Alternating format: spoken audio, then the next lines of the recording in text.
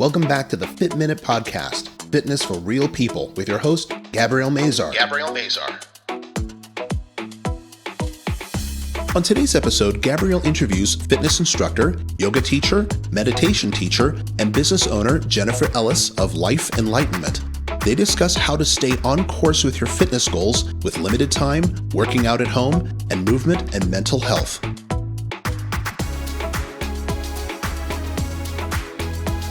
And now here's your host, personal trainer and stretch therapist, Gabrielle Mazar.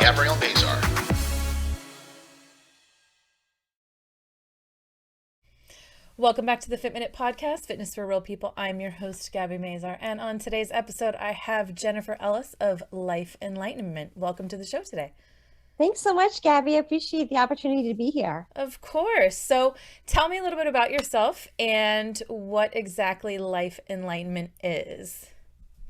Life Enlightenment started as something just basically where you're bringing enlightenment to everyone in terms of whatever that means to everyone. So I dabble into lots of different things: yoga, fitness, meditation, and mindfulness, essential oils, nutrition, lots of different fun things that I feel like when people need certain aspects of enlightenment, no matter what part of their life they're on, because we change and transition and transform every day in our growth process. I feel like my company has the answer. And if I don't have the answer, I hope to find it for them.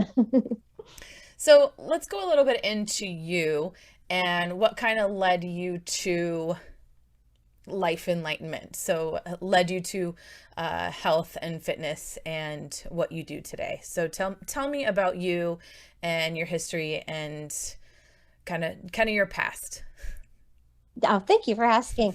What led me to this path really was when I was 4 years old, I screamed that I was having a heart attack. And what it was anxiety, and I had OCD. And in 1977, I guess that was, no one knew what that was. So I lived with that until a long time without any diagnosis. But what helped me feel like I had control over my life was movement. From a young age. My mom had aerobics records, and, at 4 and 5 years old, some people put on the music records. I put on her aerobics records, and I do at home aerobics, to my mom's little aerobics records. And, then I did dance classes, and eventually in my 20s became a fitness instructor. And then, 20 years later, I'm now, teaching yoga and still doing fitness, and it's evolved into lots of different things from 20 years ago, but it keeps me sane. So my hope is that movement helps to keep others sane and in different types of ways. Like I said, it started with, the records that my mom had, to dance classes, and then to, different aerobics and fitness types of classes. And, today a lot of practicing yoga. Yeah, there definitely is a correlation or a connection between movement and mental health for sure. Obviously you get your endorphins going and your blood flowing and oxygen to your brain and to your muscles and to the rest of your body. So movement is very important to mental health. So that is important. And I don't think we, especially back in 1977, thought that there was a connection between those two things.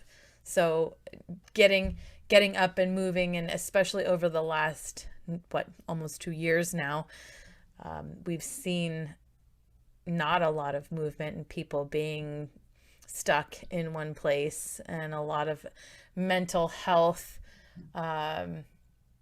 suffering. But you do a lot of virtual classes and corporate wellness programs, which gets people actually moving. So tell us a little bit about that and what you do with your yoga and fitness classes online. One thing that's very interesting is all throughout my life, I've loved fitness videos. Like I was the one that had the VHSs back in the day, doing the, Kathy Smith, Kathy Kaler, and Tammy Lee Webb, Buns of Steel, all those classics. Suzanne I loved Summers. Oh my gosh, Suzanne Summers. Yes, all of them. So I was the one with the VHSs, even though I taught fitness at home, my program was an at-home program. So I've always had an at-home fitness program. So one of the things I loved about COVID was I was teaching in person, and then I was hired by a corporation that books fitness professionals out to corporations to teach virtually. Mm-hmm. So that way they have, because even before COVID, working at home was starting to become a thing. Mm-hmm. And then when COVID hit, it really became a thing. And these corporations were giving them fitness breaks, even 15-minute stretch breaks, 15-minute core breaks, yoga classes. And so when teaching in person kind of ended for what we thought was going to be 2 weeks, and I'm actually only now, almost 2 years later, going back in a few weeks to teach in person. But it's interesting because they started offering wonderful virtual classes, and I had been doing that type of stuff forever. So I was just so thrilled to be teaching for some big corporations, helping them with just some fitness breaks. And I think that was really important because a lot of them weren't used to sitting at home. I mean, at work, you kind of, would get up, go to another cubicle or go to the lunchroom or the restroom. At home, you're kind of stuck. Mm-hmm. So it was brilliant and such a wonderful opportunity. And I, even though with people going back to work, I still have people that have gone back to work. They do their stretching at their desk now or their meditation at their desk, even in their cubicle. And it's working really well, and it continues on because I think they see how important it really is to move during the day, even just for 15 minutes. Yeah, which is funny because this is kind of something we should have been doing all along anyway. Yes. And just now, these big corporations are realizing how important it is to get people up and moving. And even when you're in a cubicle and you're walking around, it still isn't enough. I do know here we do have, I have some clients that work for companies that have actual breaks where they do fitness classes on their lunch break.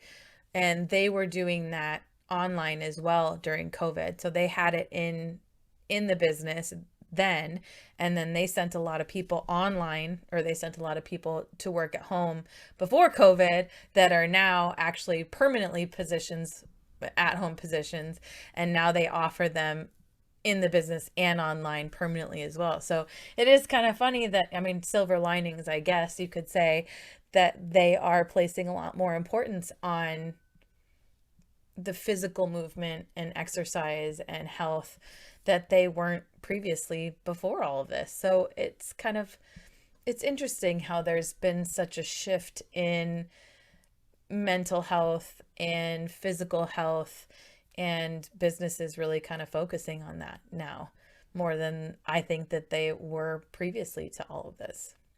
Oh, definitely. I think it's like one of the big silver linings of the whole COVID thing is that there is such a much better focus on people's physical and mental well-being now. Yeah. And companies see that, and they're finding fitness professionals out there to support their employees. And it's a beautiful thing. Absolutely. Absolutely. And you said something too about clients of yours even doing movement when time is limited. So I wanted to touch a little bit on that because you don't have to do an hour-long workout. A lot of my workouts are 30 minutes. I work with clients for 30 minutes instead of an hour. I think traditionally people think, oh, I have to do a 30-minute workout and I have to go to the gym for an hour or an hour and a half, when that's not really true. Tell me a little bit about, about that and your experience with exercises on limited time. What's funny is the first 15-minute workout I ever offered, this was back 20 years ago almost, because my friend Kim had her son and she was insistent that she had no time to work out. And she's mad at herself. She's upset with her body. And I'm like, 15 minutes, you can do just, baby sleeping, just 10, 15, even 10 minutes, And she's like, I'm not going to do it because it's not going to work. I can't make a difference in 15 minutes.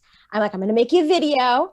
And then again, this is back in the day, so it was VHS camera thing. And I'm gonna make you a video and you pop it in and you do just 15 minutes when you can. And she saw results. So that was back then. And now it's like I see and I hear from, results that is continuing. And I knew it back then. And now people, I feel like, are just catching on that you don't need to be doing an hour, half hour. All that's wonderful. And I'm all for it. And I love teaching and taking like hour-long classes. I love them for myself.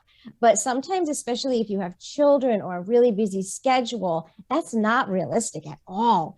And instead of not moving your body and just getting this mindset that 15 minutes is going to work, so I'm not going to bother with it, that's not true, because it will make a difference. You Yeah. just have to do it. Yeah. I actually just had this conversation with a client of mine the other day. She is just starting, her hormones are starting to change actually. So her workouts are starting to change, her body's starting to change. And she's finding that what she used to do is not working the same. And so she was kind of getting discouraged, and what I told her, she sits for her job long hours.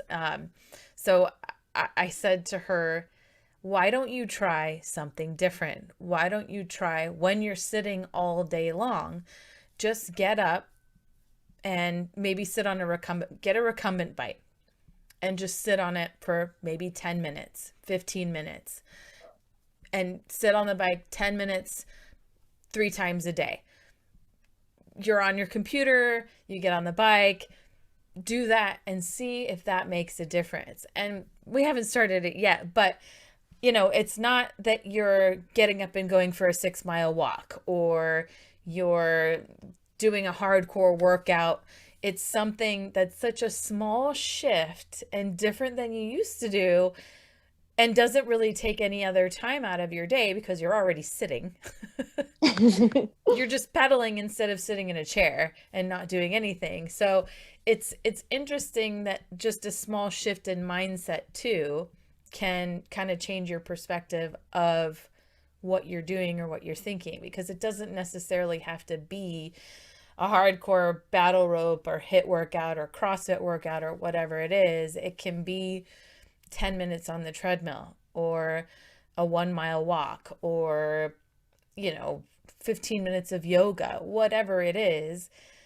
It's something small, it's something different. It's just a small shift in whatever you're doing, just that little bit of change that can completely change whatever you're doing. So it is interesting that even just a 10-15 minutes a day, it adds up, right? Oh, definitely. Even if you do that 3 or 4 times a week, I mean, say like 4 times a week, there's your hour workout right there. Exactly. Exactly. So, tell me a little bit more about Life Enlightenment. So you were saying, you do corporate wellness programs. Go a little bit deeper into what Life Enlightenment is, how it kind of came to be, and exactly what you do and why you do what you do. I came up with the name Life Enlightenment before I actually had a company, believe it or not, just for my own interest in things. And I was like, oh, it'd be really cool. I guess because I was always looking for enlightenment to whatever I had going on in my own life. So having that resource from what I've learned to share with other people. And then when I moved from New York to California, business was not the way it was. I was working in the music industry at the time, as well as doing fitness. And in New York, I was super busy. In California, not so much. So that's when I decided to really put that idea to work for Life Enlightenment. I started working with different speakers and authors and fitness professionals, and even still some musicians occasionally, on how they were enlightening the world. And I started getting their word out and supporting them, as well as supporting people in their own physical wellness and mental wellness as well, and how that can also help to enlighten their lives. So my passion, like I said earlier, from when I was a kid, was always movement. So also incorporating the movement into other modalities, like books that are out there and teachings that are out there. And then as I got more and more into yoga, I also was learning about things like, the Bhagavad Gita and the different chants. And so there's just so many things that I learned that I start to incorporate, that it gets to be a passion of mine to share it with other people. Because I feel like you never know what's going to touch on someone. We all have different personalities and interests. And I feel like I'm the sampler a lot of times. So I like to bring those things. And even when I teach my fitness classes, I like to give them tidbits. Like even if it's like we start class with a breathwork technique, and it's a breathwork technique they could do when I'm not around. Like they're feeling stressed out and unfocused. And they're like, oh, Jennifer taught us box breathing at the beginning of our stretch class last week. I could do that right now. So that's always my hope, is just to give these little tools that I call enlightening tools that people can use every single day, whether I'm around or not. Mm-hmm. Yeah. You definitely have different I love that you say we have all different personalities, because everybody does. I had that conversation today too, actually. But we all have different personalities and different things that we take from each thing. So having tools in your toolbox to be able to bring to people for them to go throughout their day is really great to have, because you can give that to somebody that might need that for that day. So you said that you have OCD and anxiety, and I think a lot of people can relate to that. A lot of people, especially in today's society, have that. Where we live in a very fast-paced, stressful society where we work long hours, we have busy days, busy jobs, and I think it causes a lot of stress and anxiety, and I don't think we have a lot of coping mechanisms for people to be able to deal with that. So it's good to have those tools to be able to give for people to be able to handle those. You were featured in a documentary called Your Brain on Yoga. Go a little bit into that. I was interested in that, so I think people would be interested in knowing a little bit. What is that documentary and what was your piece on it? That was a documentary that was at the beginning of COVID that I found through Help a Reporter Out. And when I saw the description, it was something that I just knew I had to be a part of, because yoga has been something that's really, all movement, like I said, has helped me, but yoga in particular has helped me the most. I started a yoga practice in the 90s, and I continue it every single day. And I mean, that's regardless. My personal movement always has to do with yoga at least sometime during the day. And there's so many pieces of yoga, like a full practice. We'll start with some breath work, which is pranayama, our life force. It'll go into some meditation, the asana, the movement, the focus of the mind. I mean, you can't be doing an arm balance and not be in the present moment. You can't do a handstand well if you can't be in the present moment. So the yoga practice just is something that has helped me immensely. So when I saw that they were doing a documentary on Your Brain on Yoga, I was like, I wanted to be a part of it. My part is very tiny in the beginning, but they have my full feature on their website, on their blog, where I talk a little bit more in detail about how yoga has really helped me. But they go through a lot of different people's stories and how yoga has made a difference in their life, just in terms of the brain, because there's a lot of mental disorders in the world, a lot of them.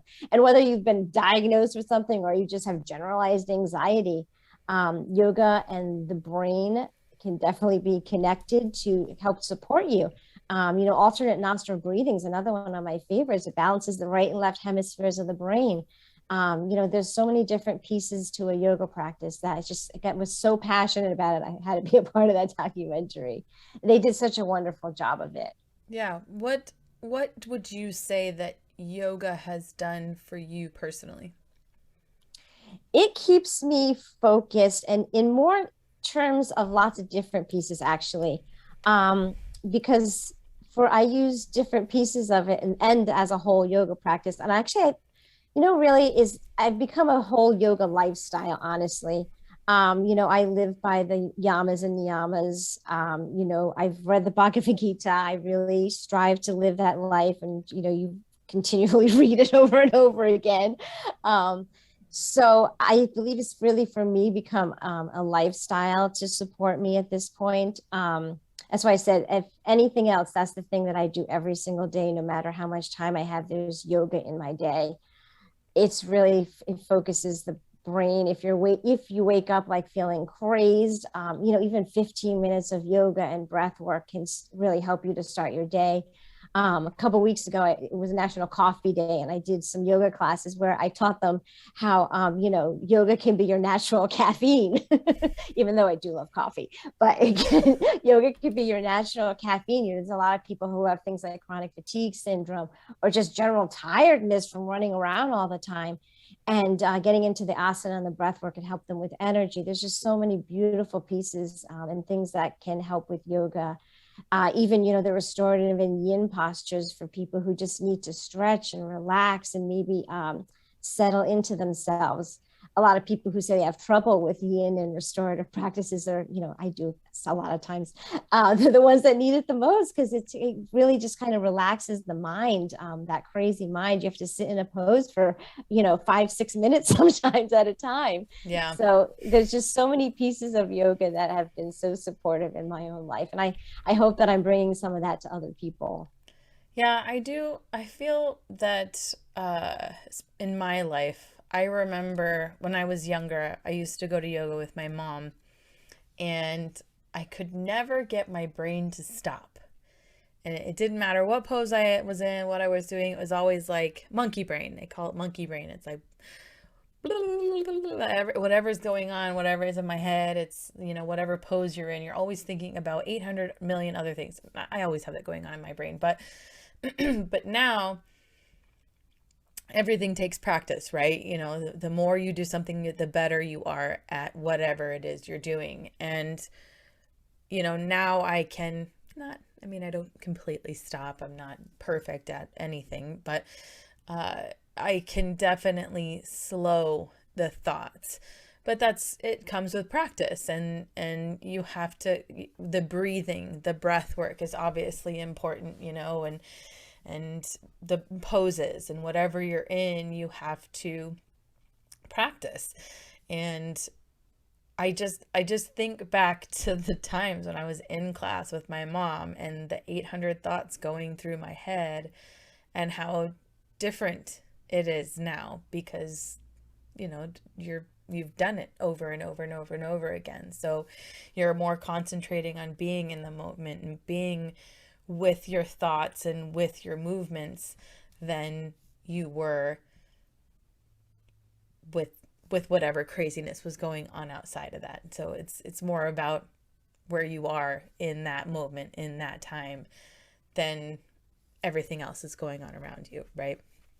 Definitely. And I even tell people sometimes, even when I have people that have done yoga for years with me, and they're just having an off day and they have 800 million things going on in their mind, it's just that day. Sure.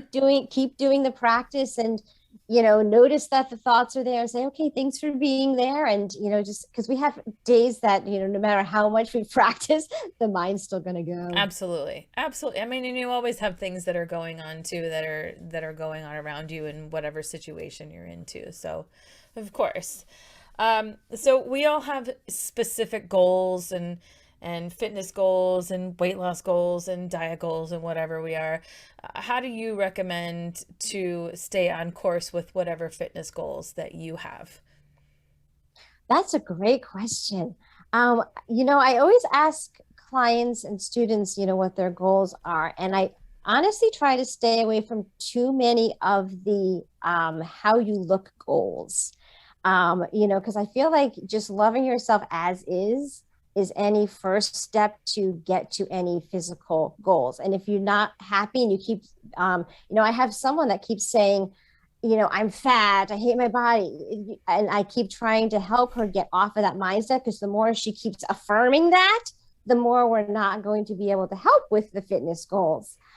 So I really try to keep off the physical and really try to work with the mental first, and just doing the exercise, knowing that those goals are still there. But until they really love themselves as is, that's really what helps to actually reach, in my experience, those actual, outward goals.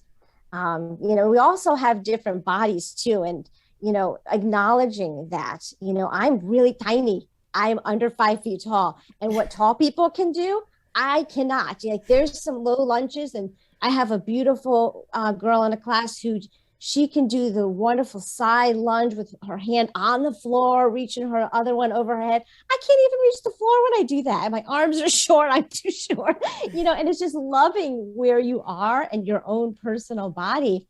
And maybe admiring the others. That's one of the things I like about the virtual right now, is we can't all see each other. Yeah, right. So there's not a lot of competition, and people are learning, I think, with more of the virtual these days, to love where they're at and acknowledging where they're at and tailoring to themselves, and not looking around to see what everyone else is doing.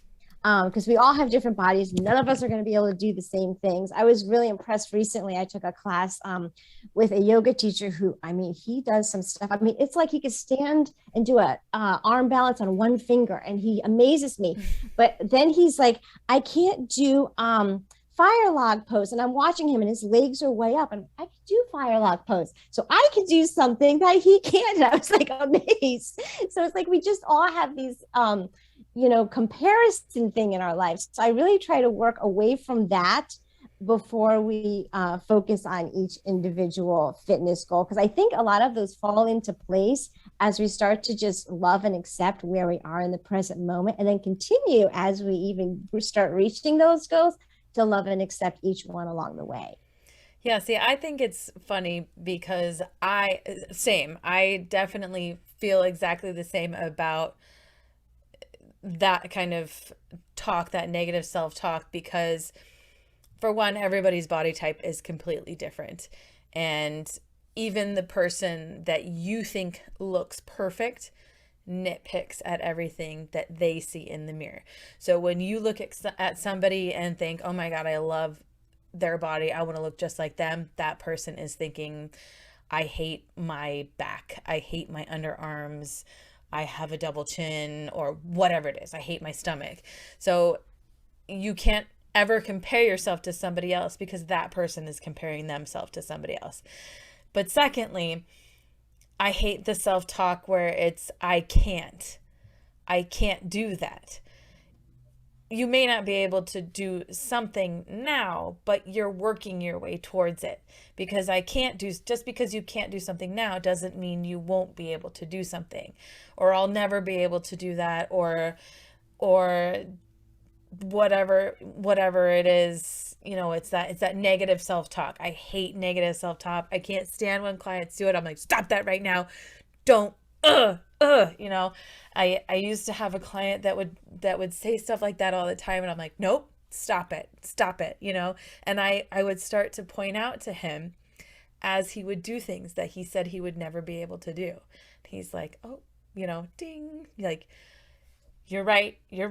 I know. I said I could never do that. I said I could never do that. And I'm like, see, you have to be positive. You have to say, you can do these things. You can do things. You have to understand that just because you aren't able to do it now, just because you didn't lose weight this week, just because you didn't make progress one day or 1 week or 1 month, doesn't mean you're never going to be able to. You have to keep moving forward. You're going to make progress at some point. Everything takes time.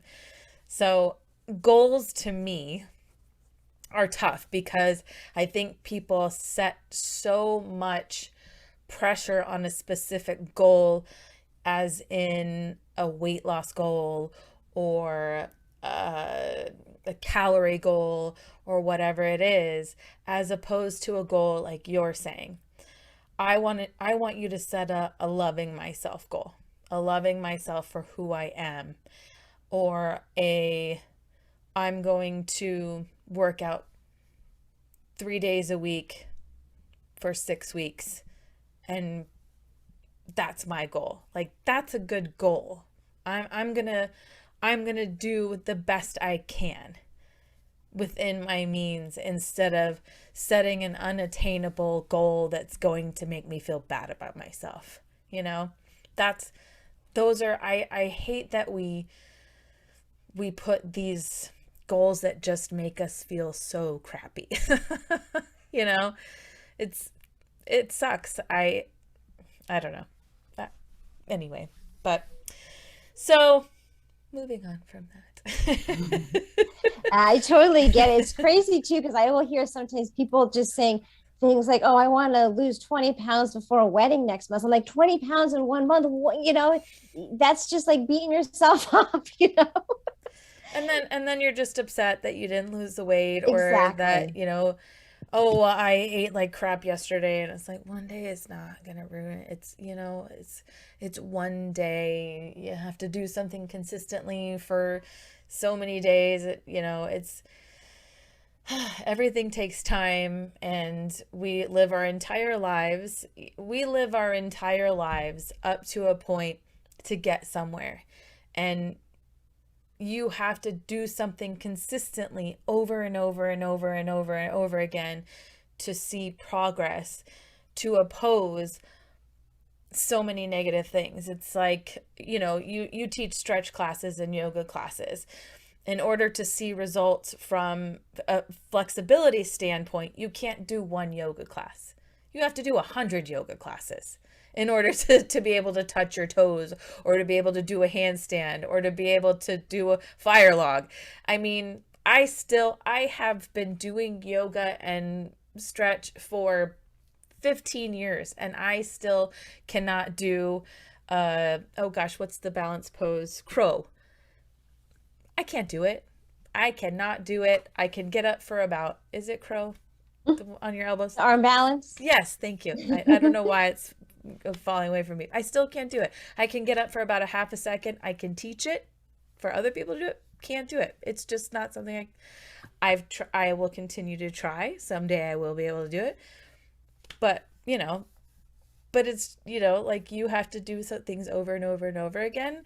And anyway, but that's my piece and my rant for today.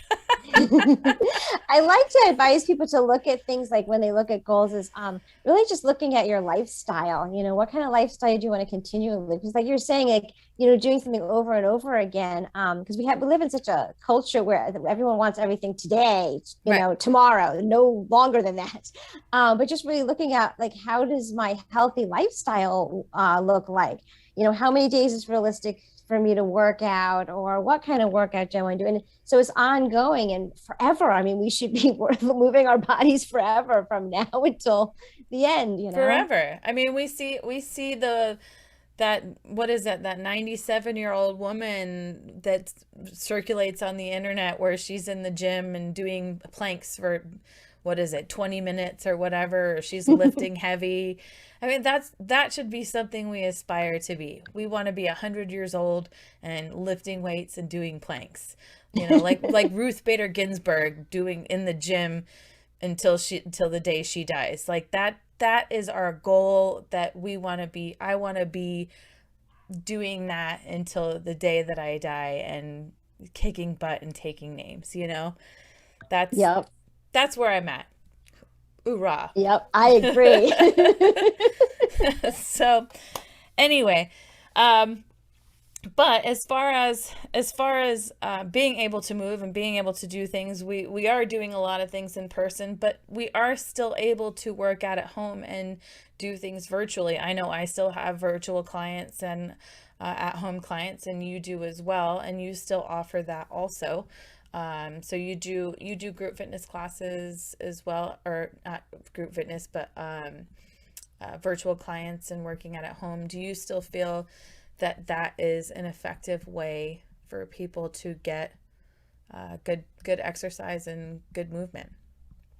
I love it. Like I said, I've been doing the virtual things forever since that record that my mom had.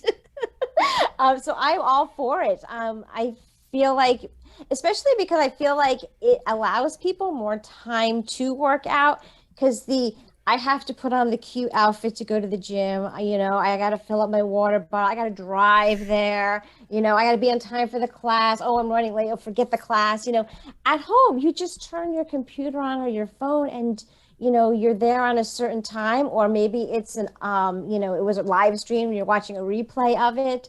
I feel like it just gives people more of an opportunity and less of an excuse not to work out.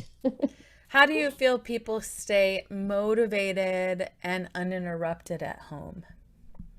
That's a great question. For motivation, I personally try to make my classes, fun and something to look forward to, I hope. As far as distractions, they happen. We can't, it happens. I personally, in my own, keeping fit, I do virtual classes all the time. And I get a kick out of seeing someone's dog interrupt. This morning, I was taking a class by Annie Carpenter on Glow. She had to get up from her mat and let her cat in because her cat kept scratching at the door. It happens. Take the break, make it work and get back to it. Yeah. Yeah, my dogs like to be in on all of my videos. I can't. They sit right there on my mat with me the whole time. So anyway, but so do you do you have anything else that you would like to add about life enlightenment or about your business or anything else you feel is important for people to know? I think just really for me, my main thing that I would love for people to know is no matter how much time you have or where you're at, just moving your body. There's so many benefits to movement, aside from the mental that we talked about and the physical that we talked about. I mean, your internal organs, boosting your immune system, keeping mobility so that you are that 97-year-old doing the planks, so that, when you're older, you can pick stuff up off the ground. It's so important. And finding what you love. It doesn't have to be a yoga class. It doesn't have to be a HIIT class. You could just go hula hooping in the park if that's your thing, or bike riding or hiking. Just finding what kind of movement motivates you. I've had people that say that, I just don't like to work out. Well, how about dancing around the house with your kids, or taking your dogs for a hike? I mean, dogs, love being outside. Just finding the things that Roller will give skating, you exactly. trampoline. Oh, I love the trampoline. Yeah. Yes, exactly. Just Whatever it anything. is, basketball. Yep. I mean, there's so many things that you can do to keep active. It doesn't have to be considered working out. There are thousands of things that are active that don't have to be whatever we consider, going to the gym, just moving and being active. Definitely. Exactly. Yep. So your website is life-enlightenment.com. Yes. And if anybody has any questions or would like to know more about you, they can find you there. And are you on any social media? Yep. I am on all of them: Instagram, Facebook, Twitter, LinkedIn. Perfect. What are your tag or your That's a good handles? question. On Instagram, I think I'm Jennifer Marie Ellis. On Facebook, I believe I'm Jennifer Life Enlightenment. On Twitter, it's Life Enlighten, and I'm just Jennifer Ellis on LinkedIn. Perfect. So you can find, I'll have all of that up in my show notes too. Awesome. So that you can be found there. But if anybody would like to find you or find your brain on yoga as well, I'll post a link to that so that they can find your full, the full link to your entire story so that they can see that. I think that would be really interesting to see your whole story as well. So yeah, thank you so much for coming on the show today and telling your story and listening to me rant also. Oh, thank you, Gabby. It's so fun. This is my passion. I could talk about this stuff all day long. I know. It is also my passion as well. Mental health and movement and exercise. Obviously, we love it so much. Otherwise, we wouldn't do it, right? Exactly. Yeah. So thank you so much for coming on the show today. And yes, I will post all of this information so you can find Jennifer Ellis, Life Enlightenment, life-enlightenment.com. And thank you so much, everyone, for listening today. And we will see you all next time. Thank you so much for listening to the Fit Minute Podcast, Fitness for Real People, with your host, Gabrielle Mazar. If you would like more information on today's episode, you can find it in the show notes, or you can find it on Gabrielle's website at www.healthybodyworksaz.com. Be sure to share the show, give this podcast a review, and subscribe so you won't miss an episode. Join us next week to hear more stories from people just like you. This has been the Fit Minute Podcast, Fitness for Real People with Gabrielle Mazar.